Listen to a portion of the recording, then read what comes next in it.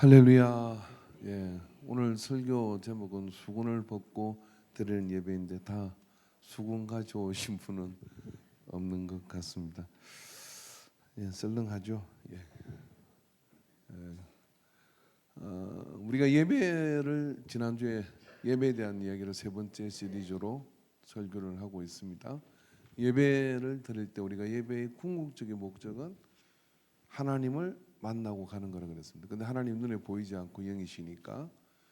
근데 하나님을 만나게 되는 주된 통로가 말씀을 통해서 성육신의 사건, 즉 예수님이 말씀을 통해서 오신 거잖아요. 태초에 말씀이 계시니라 그 말씀이 우리에게 오셔서 성천하고 가셨지만 그 말씀을 통해서 우리와 함께 하시고 그 말씀을 통해서 하나님을 볼 수 있는 거죠. 믿음으로. 그래서 하나님 하신 일 있는 것도 봅니다. 그럼 하나님 만나면 뭐가 좋을까요? 왜 하나님을 가까이 해라 말씀은 성경은 이것이 사람에게 복이니라라고 이야기합니다. 끊임없이 하나님은 우리를 가까이 하시려고 하거든. 왜냐하면 처음부터 우리를 만들 때 에덴 동산에서 같이 사시려고 만들었거든요. 그러니까 하나님 우리가 같이 사는 게 에덴 동산이에요. 아무 문제 없이 뭐 늙는 것도 없고 일하는 것도 없고 같이 사시려고 그렇게 만들었는데 자꾸만 사람이 하나님으로부터 떠나요. 선악과를 먹고 쫓겨나고 또 떠나게 되니까 가죽 옷을 지어 입혔더 보냈더니 더 많은 죄를 짓죠. 사람이 사람을 죽이는 살인죄가 일어나고 그리고 그 살인죄를 지은 에덴의 동지역으로부터 해서 죄악의 역사들이 관연하게 퍼져서 도대체 용납을 할 수 없기에 물로 세상을 심판합니다. 그리고 노아의 가족들을 남기고 그렇게 해서 중례로 오다가 결국은 이제 아브라함이라는 사람을 선택해서 가는데 그렇게 해서 자꾸만 사람은 하나님으로부터 멀어져. 우리는 어떻습니까? 우리는 하나님을 가까이 가는 것입니까? 근데 그 예배를 통해서 하나님을 만나면 일어나는 현상이 하나 있죠. 그게 뭐냐면 우리의 삶을 돌이켜서 변화가 일어나기 시작하는 겁니다. 그럼 역설적으로 우리는 예배 가운데 나는 지금 변화를 경험하고 있는가? 없다면 나는 하나님을 만나는 예배의 통로에 어떤 문제가 존재하게 되는 거죠. 믿음이 없어서 그렇군요. 성경을 보니까 로마서 10장 17절에 그러므로 믿음은 들음에서 나며 들음은 그리스도의 말씀으로 말미암음이니라라고 했어요. 아멘이죠. 설교를 그렇게 이제 우리가 듣고 말씀을 읽고 듣잖아요. 근데 말씀을 많이 듣는다고 변화될까? 저는 의구심이 생기는 겁니다. 여기 예배에 오신 분들은 다 말씀을 통해 변화를 경험하고 있다고 믿습니다.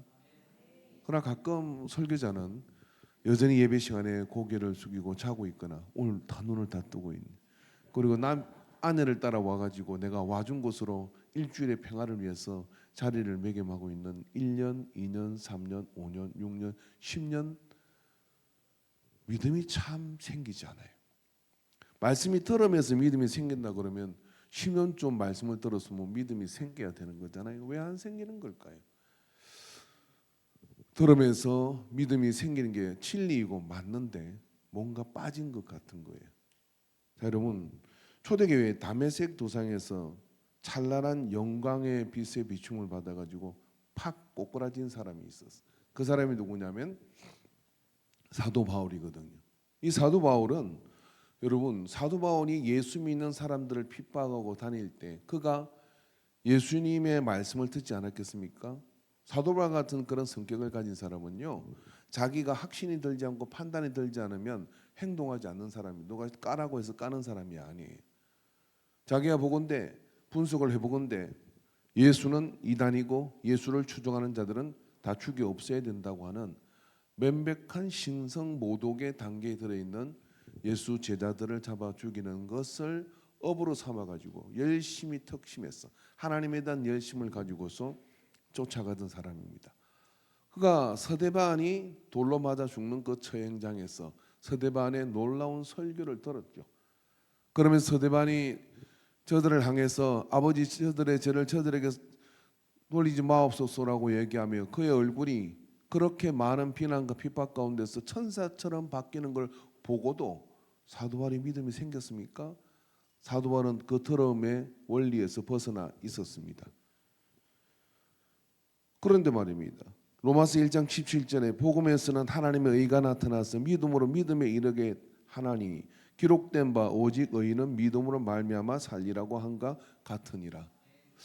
믿어야 믿어진다는 게, 그러면 믿어야 믿어지는 이 믿음의 단계. 나는 설교를 듣고 나는 말씀을 듣지만 여전히 내 안에 믿음의 뜨거움과 믿음의 확신이 들지 않는 사람들은, 그리고 뭔가가 빠져 있는 것이 한 가지가 있는 것이죠. 그게 예배가 줄 수 있는 부분입니다.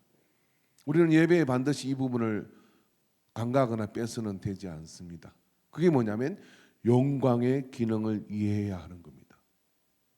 우리가 예배 나갈 때, 말씀을 들을 때 하나님을 배움는다고 하는, 하나님 앞에 죄 많고 허물 많은 우리가 그 영광의 빛 가운데로 나가는 의식, 그런 나가는 경험, 나가는 만지심이 없으면 수천 시간을 우리가 말씀을 듣는다 할지라도 그 말씀은 그냥 지식이거나 아니면 또 다른 나의 지적 유희에 머물고 마는 거예요.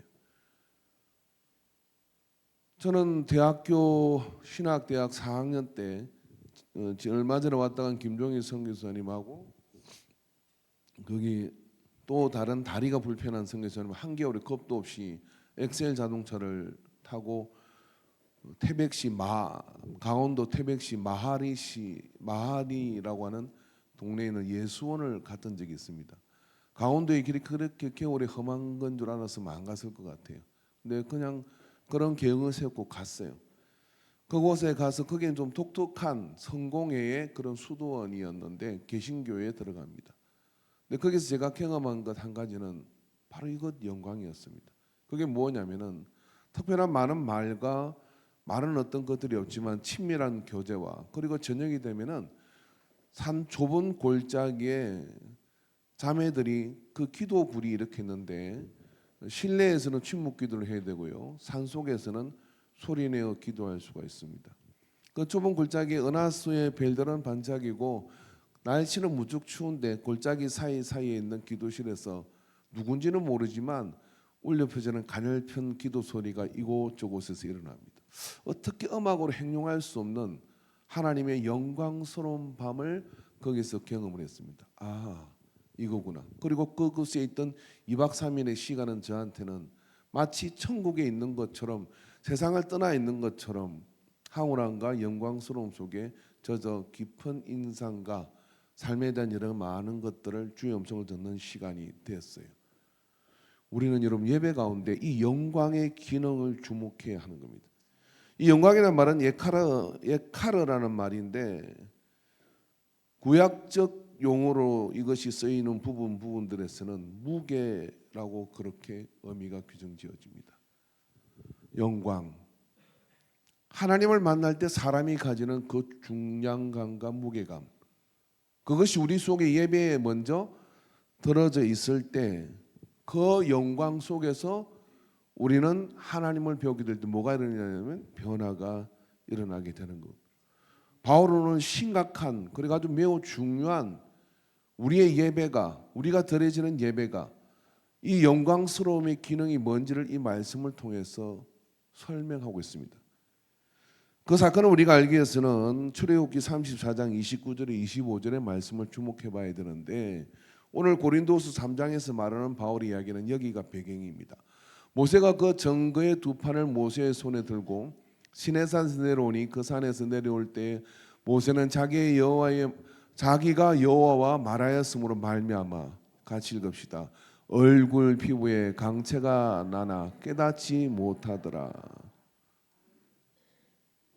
하나님을 만나고 온 모세가 자기는 인지를 못했는데 하나님을 만나고 하나님 얼굴을 대면했다는 이야기가 하나님이 모세와 이야기하고 그 계명을 주시고 하는 그런 과정 속에서 모세는 영광의 입자에 이렇게 접촉이 일어나게 된 겁니다. 그래서 그 얼굴에 강체가 났다는 거예요. 아론과 온 이스라엘 자손이 모세를 볼 때 모세 얼굴에 피부에서 강체가 남을 보고 그에게 가까이 하기를 두려워하더니, 뭐지 저게? 저 영광스러운 강체는 뭘까? 오늘 옆 사람 좀 보십시오. 강체가 나나 아는 뺀질거리게 생겼는데, 예배에 나온 사람들은 여러분 이런 강체가 이 속에는 이 영광스러움, 모세가 그들을 부르며 아론과 회중의 모든 어른이 모세에게로 오고 모세가 그들과 말하니 그 후에야 온 이스라엘 자손이 가까이 오는지라. 모세가 여호와께서 시내산에서 자기에게 이르신 말씀을 다 그들에게 명령하고 모세가 그들에게 말하기를 마치고 수건으로 자기 얼굴을 가렸더라 그랬어요. 이 수건이 여기에서 나오는 거거든요. 그러나 모세가 여호와 앞에 들어가서 함께 말할 때는 나오기까지 수건을 벗고, 지성소 안에 수건을 벗고 있다가 나와서는 그 명령하신 일을 이스라엘 자손에게 전하여. 그러니까 수건을 벗을 때가 있고 가릴 때가 있었던 거죠. 벗을 때는 하나님을 만날 때고 가릴 때는 백성이 그 강체를 감당하지 못하니까 얼굴의 강체를 가렸다, 이런 이야기입니다. 그 수건을 오늘 염두에 두고 이 말씀을 보면은 본문 고린도서 3장 말씀 여러분의 성경을 주목해 보십시오. 그가 또한 우리를 새 언약의 일꾼되게 만족하게 하셨으니 율법의 조모로 하지 아니하고 오직 영으로 함이니 율법 조모는 죽이는 것이요 모세의 십계명은 죄를 지적하고 우리를 죽이는 것이다. 그걸로 가지고는 사람의 변화가 일어나지 않는다는 거예요. 죄가 뭔지를 깨닫게 하는 겁니다. 그리고 무섭게 죄를 지으면 안 된다는 걸 우리에게 가르쳐 준 겁니다. 그걸로는 변화시킬 수 있다 그러면 예수님께서 뭐하러 오셨냐라고 바울은 반문하는 겁니다. 근데 그거는 안 되는데 영은 살리는 것이니라. 돌에 써서 새긴 죽게 하는 율법 조문의 직분도 영광이 있어. 그것도 영광에서 이스라엘 자손은 모세의 얼굴을 없어질 영광 때문에 그 얼굴을 주목하지 못하였거든. 율법도 그 율법 하나님을 만나고 모세의 얼굴의 강체 때문에 그걸 제대로 얼굴을 바라보지도 못하였는데, 하물며 영의 직분은, 즉 우리가 복음을 가지고 예수님을 통하여 받은 성령을 받은 그 영의 직분은 더욱 영광이 있지 아니하겠느냐. 영광의 기능이 훨씬 더 커지고 확장되어진 것이다라고 바울은 이야기를 하는 겁니다. 정죄의 직분도 영광이 있고 율법입니다. 이선적 의의 직분은 믿음으로 우리가 의롭게 되는 것, 믿음으로 믿음에 이르게 되는 의의 직분은 영광이 더욱 넘치리라. 그 영광의 기능이 더욱더 폭발적으로 확장되어진다. 영광되었던 것이 더 큰 영광으로 말미암아 이에 영광될 것이나 없어질 것도 영광으로 말미암았은즉 길이 있을 것은 또 영광 가운데 있느니라. 없어질 건 율법이요, 길이 있을 것은 복음입니다. 예수님의 말씀입니다. 그분의 십자가와 부활입니다. 우리가 12절 이 같은 소망이 있으므로 담대히 말하노니 우리는 모세가 이스라엘 자손에게 장차 없어질 것의 결국을 주목하지 못하게 하려고 수건을 그 얼굴에 쓴 것 같이 아니하노라. 수건을 써서 안 된다라고 얘기하는 거예요. 바울은 오늘 고린도 교회를 향해서, 우리를 향해서 그 영광의 접촉을 향하여 이제 예수님께서 하신 말씀, 즉 너희는 두려워하는 종의 영을 받은 게 아니라 양자의 영을 받아 하나님을 아바 아버지라 부를 수 있는 거리로, 하나님 가까이로 이제는 내 새끼다 내 자녀다라고 불러준 그 자리까지 가야 되는데, 우리와 그 사이에 가로막힌 건 뭐냐면은 그 영광을 감당하지 못할 두려움인 거죠. 바울은 이제 그 두려움이 제거됐다라고 얘기하는 겁니다. 그리고 수건을 가린 그것을 걷어내고 그 앞으로 들어가야 된다고 얘기합니다. 그러므로 그 수건은 그리스도 안에서 없어지리라. 14절 같이 읽어봅시다. 시작.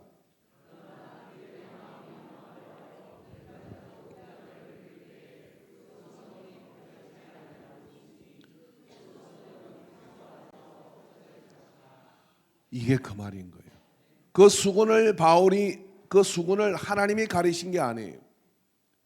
모세와 그 백성이, 모세의 얼굴의 강체와 그런 것들을 그 백성이 감당할 수 없으니 그 백성과 모세가 사람이 수건을 가린 것인 겁니다. 하나님의 원래 그 초청의 범위는 영광스러운 단계로 우리가 들어오기를 원하는 거예요. 좀 더 한번 자세히 보면은 요한복음 8장 31절에 32절에 여기 봅시다. 여기 말씀을 한번 그 뒤에 17절 18절을 더 읽어봅시다. 시작. 주는 영이시니 고린도후서 3장 17절부터 본문. 주는 영이시니 주의 영이 계신 곳에는 자유가 있느니라. 우리가 다 수건을 벗은 얼굴로 거울을 보는 것 같이 주의 영광을 보매 그와 같은 형상으로 변화하여 영광에서 영광에 이르니 곧 주의 영으로 말미암음이니라. 말씀 띄워놔 보십시오. 여러분 이걸 잘 이해하셔야 됩니다. 그 영광, 수건을 벗은 얼굴로 거울을 보는 같이 주의 영광을 봐야 그와 같이 행상으로 변화가 일어난다는 겁니다. 사람의 변화는 믿음은 말씀을 들으면서 나는 건데 그 말씀을 그냥 지식으로 듣는 사람이 있고 글로 읽는 사람이 있고 강연으로 듣는 사람이 있고 오늘 예배 가운데 있지만 이 말씀을 살아계신 하나님의 영광으로부터 나오는 그 입자고 그 말씀이라고 내가 그러한 홀리함, 그 거룩함, 그 영광스러움을 가지고 그 말씀에 우리가 예배자에 일어나고 그리고 그 말씀을 받고 그리고 하나님이 저 목사를 통해서 입술로 이 말씀을 내게 주실 것이란 영광스러움의 카페트를 깔고 그분 앞으로 그분이 내게로 오는 게 아니라 내가 그분 앞으로 나아가는 그러한 마음을 가지고 드릴 때 그것이 우리를 자유케 한다는 거예요. 그리고 요한복음 8장 31절 32절 읽어봅시다. 그러므로 예수께서 자기를 믿는 유대인들에게 이르시되 너희가 내 말에 거하면 참으로 내 제자가 되고 진리를 알지니 진리가 너희를 자유롭게 하리라. 뭐라 그래요? 주는 영이시니 주의 영이 계신 곳에는 자유가 있느니라. 다시 말해서 예수님께서 요한복음에 하신 이 자유라는 것은 뭐냐면은 하나님과 우리 사이에 가린 그 수건으로 인해 가지고 영광스러움에 나아가지 못하는 억압, 죄인이기 때문에 그 거리 때문에 나가지 못하는 그 억압의 수건을 제하셨다는 이야기예요. 여러분 그 수건은 정확하게 직선적으로 휘장인 것입니다. 그 휘장이 뭐냐면 예수님 십자가에서 죽으실 때 휘장이 성소와 지성소를 가리는 휘장이 위에서부터 아래로 찢어져요. 그리고 그 영광스러움 하나님을 만나는 지성소로 들어갈 수 있는 길이 우리에게 열린 거예요. 그러므로 진리신 예수님은 우리에게 뭘 주었냐면은 그의 자유란 하나님께 나아갈 수 있는 그 영광스러움에 나갈 수 있는 자유를 우리에게 주신 거죠. 왜 그렇게 하셨나요? 그 영광스러움에 노출돼야 우리가 변화가 되기 때문에 그렇습니다. 18절에 주의 영광을 보매 그와 같은 형상으로 변하여 영광에서 영광에 이르니 곧 주의 영으로 말미암음이니라. 영광에서 영광으로 하나님의 영광은 모두 하나님 겁니다. 영광은 모두 하나님 거예요.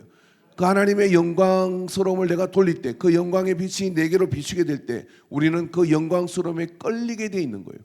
그리고 그분 가까이로 나아가면 나갈수록 우리의 인격적 변화가 그 속에서 일어나게 되는 거예요. 이게 자유함인 거예요. 주님이 이것에 대해서 말씀해 주고 있는 겁니다. 그러므로 수건을 벗어야 자유함이 오는 겁니다. 이 수건을 벗는다는 건 어떤 거냐면은 내가 자격 없고 내가 부족하지만 자격 없고 부족한 우리를 십자가의 저 통로를 통하여 하나님을 아버지라, 하나님을 아빠라 부를 수 있는 그 자리로 우리를 불러주신 것을 믿고 영광의 보좌 앞으로 나아가게 될 때, 그렇게 나가게 될 때 거기서 듣는 하나님 말씀이 믿음이 더 자라게 만들고 내 삶을 바꾸는 역사가 일어나는 거죠. 그러면 여러분 변화를 일으키는 하나님을 만나고 변화를 일으키는 예배는 반드시 영광스러운 예배여야 하는 겁니다. 우리의 마음의 문을 열고 지성소의 문을 열고 그 앞에 영광스러운 예배 가운데 가는 겁니다. 여러분 예배를 드릴 때 우리가 인내하잖아요. 자리에 일어나는 이유는 왜 그러냐면 그 영광스러운 앞에 우리가 예를 갖추는 겁니다. 그리고 하나님의 임재 속에 내가 들어가는 마음을 가지고 내 정성과 내 마음을 다하여 그러한 예배를 드리는 것이죠. 저는 열린 예배를 싫어합니다. 열린 예배는 여러분 그 열린 예배는 원래 미국에서 드려지게 될 때는 토요일 날 불신자들에게 예배를 설명하는 예배가 열린 예배입니다. 이게 이상하게 한국 교회에 들어와 가지고 열린 예배가 주일날 드려지는 어떤 패턴이 된 교회들이 있습니다. 졸딱 다 망했습니다. 예배는 영광스럽게 드려지는 거예요. 그것이 성당이나 이런 데서는 높은 고딕 양식의 그런 건물을 높여가지고 그 영광스러움을 이미지적으로 주려고 했던 것이고, 우리 개신교회는 하나님이 임재하고 성령이 임재하신다는 그 영광스러움을 보이지 않는 무형의 그러한 헌신과 기도를 통하여 그렇게 나가는 거예요. 그러면 여러분 예배 가운데 여러분이 나오실 때 아주 소중하고 중요한 자리에 나가는 그런 마음을 가지고 준비하여 영광스럽게 나온 사람은 하나님의 그 강한 빛 가운데 변화를 경험하는 역사를 이루게 될 줄로 믿습니다. 여러분 사도 바울 이야기로 다시 돌아오고 봅시다. 사도 바울이 다메섹으로 예수 믿는 사람들을 잡으러 갈 때 그는 예수님의 말씀을 알고 있었고 들었습니다. 그러나 그의 극적 변화는 황홀한 놀라운 빛이 이 사도 바울을 온통 감싸지었을 때입니다. 그리고 눈이 멀 정도로 감싸진 상태에서 하나님의 음성을 듣게 된 것이죠. 사울아 사울아 네가 이제 나를 핍박하느냐? 나는 예수님의 말씀을 이게 영광스러운 가운데 듣게 될 때 그가 다시 눈에 비늘 같은 것이 벗겨져 가지고 보게 되었을 때는 전혀 새로운, 그리고 들었던 그 말씀들이 그대로 믿어지는 복음의 변증가로서, 복음의 증거자로서 완전히 거듭나게 되는 겁니다. 오늘 우리는 이 예배가 바로 그러한 예배가 되어져야 한다는 거예요. 여러분이 집에서 성경을 읽는 것, 여러분이 성경 공부를 하는 것, 그 모든 것은 거기에 이르기 위한 그런 어떤 과정에 불과한 겁니다. 그러나 예배를 통하여 내가 영광스러운 가운데 나갈 수 없다 그러면 그건 지식으로 끝나고 맙니다. 그렇게 오랫동안 말씀을 듣고 오랫동안 예배를 드려도 내 마음의 영광스러움에 접촉되지 않으면은 사람의 변화는 일어나지 않아요. 그러면 사람의 변화는 영광에 노출된 만큼 변화되는 겁니다. 우리는 무엇에 많이 노출되고 있습니까? 여러분 사람은 노출되는 건, 노출된다는 얘기 뭘 많이 보느냐 이거예요. 뭘 많이 듣느냐 이런 이야기고, 뭐하고 많이 뒤섞이고 있느냐 이런 이야기입니다. 우리가 보는 것이 엄단한 것을 보고, 우리가 보는 것이 세상을 보고, 우리가 보는 것들이 그런 세속적이고 정력적이고 마귀적인 것이 계속 노출되고 있다 그러면 그게 내 미래입니다. 우리가 보는 것이 예배를 통하여 하나님을 배웠고, 기도와 말씀 묵상과 하나님께 틈만 있으면 찬미를 올려드리고, 그렇게 하나님의 영광스러움의 접촉이 일어나게 될 때 우리는 일그러진 하나님의 행상을 회복하는 회복의 역사들이 일어나게 되는 거예요. 그래서 사람의 변화는 반드시 무엇에 노출되느냐예요. 여러분의 시간과 여러분의 에너지는 우리가 술을 먹는다고 해서, 우리가 어떤 더러운 걸 봤다고 해서 지옥 가겠습니까? 안 갈 겁니다. 그러나 영화롭게 변화되는 것은 멈추게 될 겁니다. 주님의 행상이 되어져 만들어져 가야 되는데 그게 멈춘다는 거예요. 멈추면 뭐도 멈춥니까? 하나님과 함께하는 것들이 멀어지기 시작하고 너와 내 사이에, 하나님과 우리 사이에 담이 쌓여가지고 하나님께서 하시는 말씀을 들을 수가 없는 거예요. 근데 거리가 가까워지면 기속말로 해도 들리는 겁니다. 많은 말을 하지 않아도 눈빛 하나로도 서로에게 그러한 것들을 전달할 수 있는 관계, 그게 영광스러움의 예배요 관계인 겁니다. 그래서 수군을 예수님께서 제거해 주셨다는 거예요. 그리고 이제 자유하라는 거예요. 여러분 변화라고 하는 것은요, 변화의 메커니즘은 관찰과 행상화의 과정을 거치게 되어 있어요. 뭔가를 변화하려고 하면요, 오방에서 창조를 하는 것처럼 내가 변하고 싶은 모델을 주목해야 됩니다. 그리고 그 모델을 관찰하고 그 다음에 그런 것들을 내 속에 행상화함으로써 변화가 일어나는 거거든요. 이런 예배는 바로 하나님을 영광스럽게 바라볼 때, 그 하나님의 영광이 내게로 비춰올 때, 내가 하나님께 영광을 올려드릴 때 그와 같은 역사가 나타납니다. 변화가 그렇게 일어납니다. 빌립보서 3장 20절 말씀 한번 봅시다. 같이 한번 읽읍시다. 그러나 우리의 시민권은 하늘에 있는지라 거기로부터 구원하는 자 곧 주 예수 그리스도를 기다리노니 그는 만물을 자기에게 복종하게 하실 수 있는 자의 역사로 우리의 낮은 몸을 자기의 영광의 몸의 행체와 같이 변하게 하시리라. 그죠? 말씀 띄워놓으십시오. 말씀을 주목해서 보십시오. 빌립보서를 통해서 예수님께서 우리의 낮은 몸이라 그랬단 말이에요. 우리의 낮은 몸은 하나님을 만나고 온 모세의 얼굴의 강체를 감당할 수가 없어요. 그런데 예수님은 우리의 그 낮은 몸대로 머물러 있기를 원하지 않는다는 거예요. 자기 예수님의 몸, 자기 영광의 몸의 행체와 같이 변하게 하시리라. 그 예수님이 낮고 낮은 곳으로 오셨지만, 우리와 함께 된 사람이 되셨지만, 우리의 모본이 되셔가지고 우리를 끌고 야, 이 동네 여기서 너희들은 어쩔 수 없이 여기 살아야 돼가 아니라, 이제 나를 만났으니 나와 함께 그 영광의 자리로 올라가자. 그걸 영광에서 영광에 이르게 하는 거라는 거예요. 요한일서 3장 2절 한번 봅시다. 같이 한번 읽읍시다. 시작. 사랑하는 자들아, 우리가 지금은 하나님의 자녀라. 장래에 어떻게 될지는 아직 나타나지 아니하였으나 그가 나타나시면 우리가 그와 같을 줄을 아는 것은 그의 참모습을 그대로 볼 것이기 때문이니. 그러니까 우리는 하늘의 시민권을 가졌고 이제 하늘로 속한 자로 돌아가게 될 것인데, 예배를 통하여 그 하나님의 영광스러움을 우리가 접촉하게 될 때 그 예수님께서 우리를 자기의 행체와 예수님의 행체와 같도록 만들어 주셨어. 그리고 그가 나타나실 때 우리가 그곳으로 가도록 인도하시는 게 예배 가운데 일어나는 일입니다. 여러분, 그러므로 영광의 극적인 능력을 경험하는 것이 예배이고, 예배가 드려지는 곳이 교회이며, 그러므로 교회를 통해 세상은 변화될 수 있는 거예요. 여러분, 교회는 바로 이와 같이 영광스러움의 통로인 겁니다. 세상에 여러분 영광스러움이 있습니까? 세상에 영광스러움이 있나요? 우리가 영광으로 치부하지만 성경이 언급하는 사람을 변화시키는 이 영광스러움은 교회를 통하여 예배를 통해서만 일어나는데, 이게 엄청난 능력과 건세를 가지는 겁니다. 이사야 22장 22절 25절 말씀 보겠습니다. 내가 또 다윗의 집의 열쇠를 그의 어깨에 두리니 그가 열면 닫을 자가 없겠고 닫으면 열 자가 없으리라. 이가 누굴까요? 못 단단한 곳에 박힌 같이 그를 견고하게 하리니 그가 그의 아버지 집의 영광의 보호자가 될 것이다. 자, 예수 그리스도가 열면 닫을 자가 없고 닫으면 열 자가 없는 분이 예수님입니다. 예수님이 몸된 게 교회입니다. 근데 그곳에 뭐라 합니까? 영광의 보호자가 될 것이라는 거예요. 교회는 그러므로 영광의 보호자이고 예배는 영광스러움으로 나가는 거예요.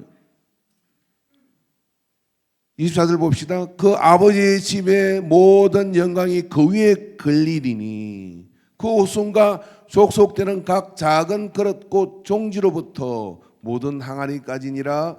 만군의 여호와께서 이르시되 그날에는 단단한 곳에 박혔던 못이 사그리니 그 못이 부러져 떨어짐으로 그 위에 걸린 물건이 부서지리라 하셨다 하라. 나 여호와의 말씀이니라. 이게 여러분 해석이 좀 필요한 부분인데, 자, 고린도서 4장 17절 말씀 봅시다.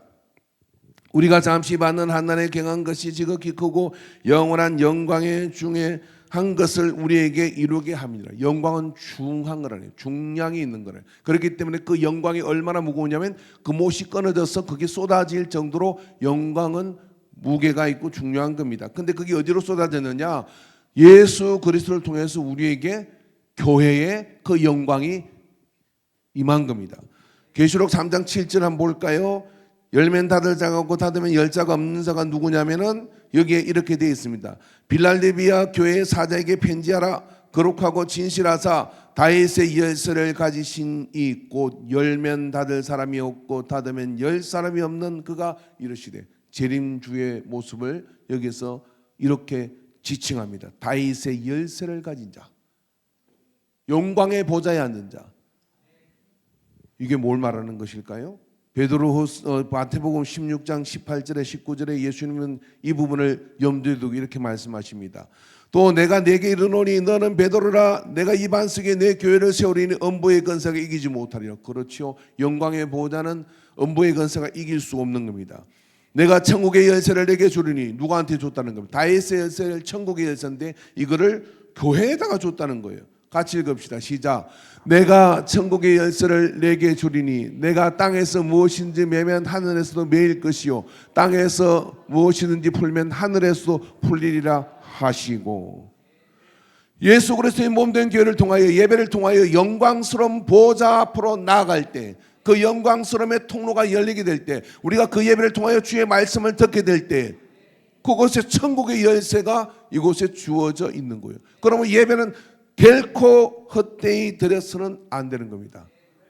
어떻게 드려야 되는 겁니까? 영광스러운 예배를 드려야 하는 거예요.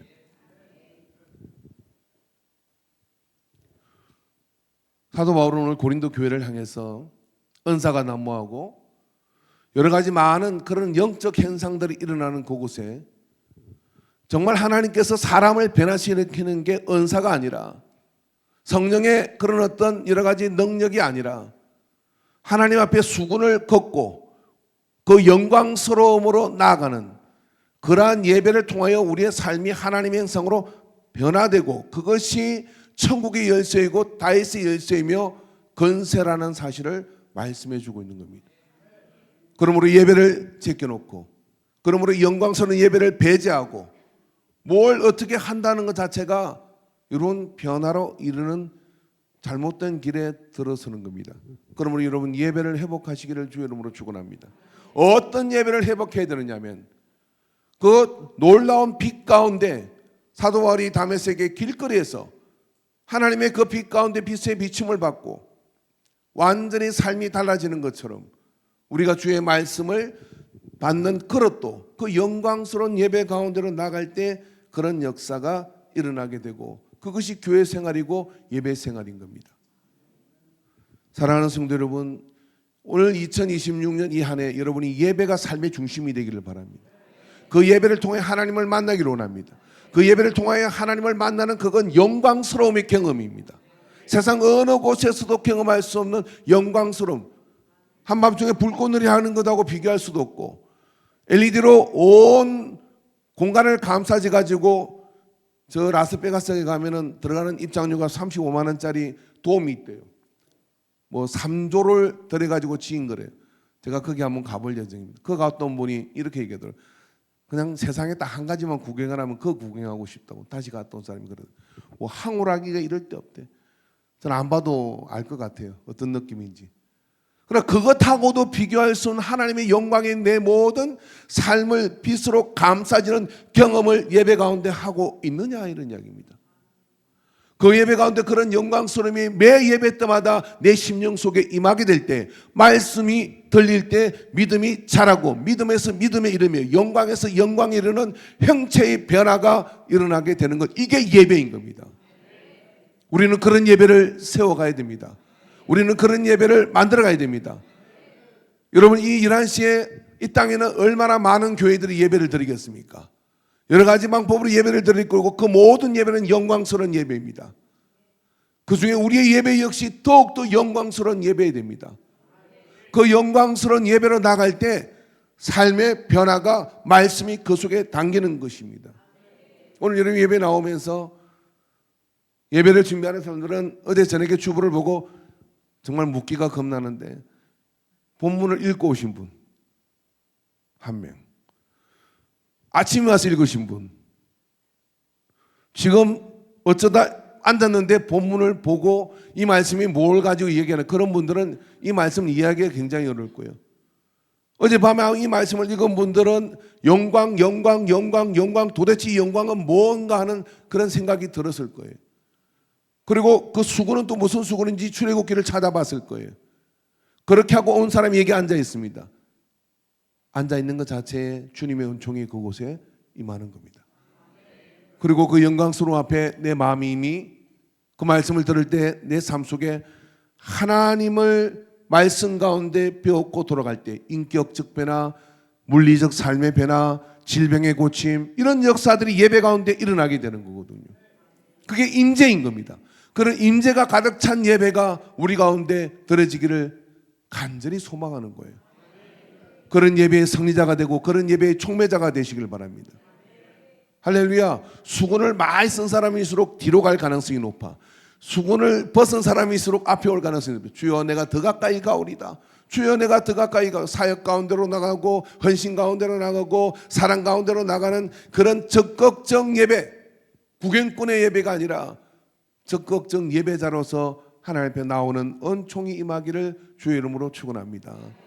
찬송가 27장 어릴 때 많이 불렀던 찬양인데 이번 한 주 동안 여러분 명절 연휴 기간인데 예배에 대한 설교 1편, 2편, 3편을 저는 세 번째 하고 있습니다. 유튜브에 영상이 다 떠 있으니까 이번에 예배에 대한 확고한 그런 의식을 가지고 가셔야 됩니다. 여러분 종교 계획이 있고 난 다음에 계신 교회에서는 예배에 바로 들어올 수 없었습니다. 4주 동안 예배가 드려지는 시간에 그 전에 교회 온 분들을 4주 동안 예배에 못 들어가게 했어요. 그리고 4주 동안 예배에 대한 교육을 시켰습니다. 예배는 이런 겁니다. 예배는 이런 겁니다. 예배는 이런 겁니다. 예배에 대한 개념 정리가 된 사람이 예배에 앉았으니까 한 가지를 기대하게 돼요. 그게 뭐냐면 하나님의 영광스러운 임재를 기다리게 되는 것이죠. 그리고 그러한 마음을 가지고 말씀을 받고 그러한 마음을 가지고 찬양을 드리니까 훨씬 더 하나님의 은총 속에 들어갑니다. 그렇지 않고 여러분 우리가 그렇게 왔을 때 각자가 기대하는 바가 있습니다. 오늘은 목사님이 무슨 재미있는 이야기를 할까? 아니면 오늘은 성가대 공연이 얼마나 또 탁월할까?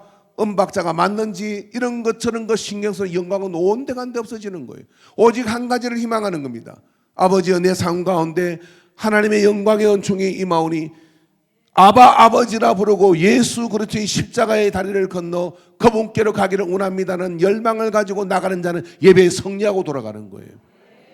그런 예배 이 땅에 가득히 드릴 때 그런 교회가 있을 때 다윗의 열쇠, 천국의 열쇠를 진 엄보의 권세가 이기지 못하는 세상이 되어지는 걸 믿습니다. 그러므로 여러분 교회는 예배를 영광스럽게 드리는 일에 친숙해야 하는 겁니다. 찬양을 드리겠습니다. 찬송가 27장. 이제는 영광의 보좌를 내려놓고 우리와 같이 되셔서 우리를 구속하신 예수 그리스도의 십자가의 구속의 은혜와 그 영광스러운 곳으로 우리를 데려가시려고 유일한 아들을 보내주신 하나님 아버지의 사랑하심과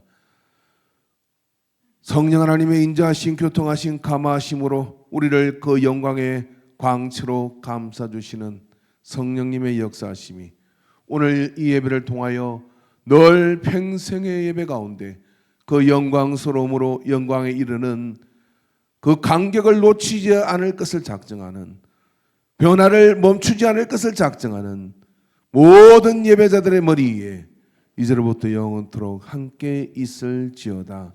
아멘, 아멘, 아멘.